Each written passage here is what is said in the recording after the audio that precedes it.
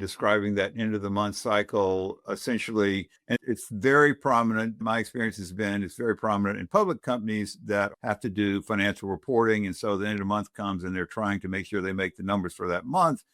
Describe that process and how that worked and what kind of chaos that tends to accelerate.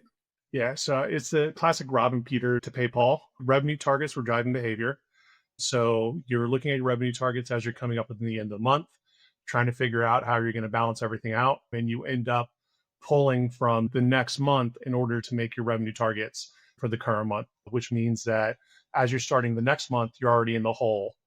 And it's a very self-predicting behavior where the cycle is going to keep repeating itself until behaviors change. Yeah, it's a tough situation because you can understand from the finance guy's standpoint, we got to make the numbers for this month, but it does also create a lot of variability as you mentioned at the end of the month, there's this huge rush to get everything out. And then you go to start the next month to make your numbers and there's nothing in the queue to work on. It's a tough balance between financial requirements and productivity because it tends to work against productivity. Because did you guys work a lot of overtime at the end of the month? Oh, yeah, of course. It was wide open. At the same time, you're trying to control it. Did you find anything that was effective with that, or was it just ingrained to the company and it never really went away? It was really ingrained in the company and never went away. And it won't change until you change the incentives, the capacity, or the leadership mindset. Yeah, I agree with you. And Eaton's not the only company that does that. That's very common. I worked at Allied Signal many years ago, and it was the same sort of thing. There was always this mad scramble at the end of the month or the end of the year. But yeah, it's a tough cycle to break.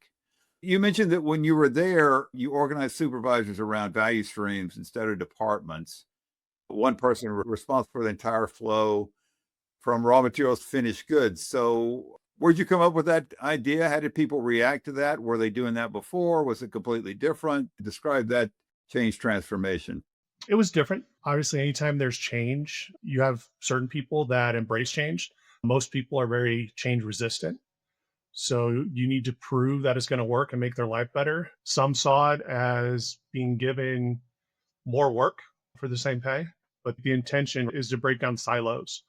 Instead of having a supervisor in one department managing their silo by breaking down and managing value streams, you get rid of those walls and the barriers and you can improve flow.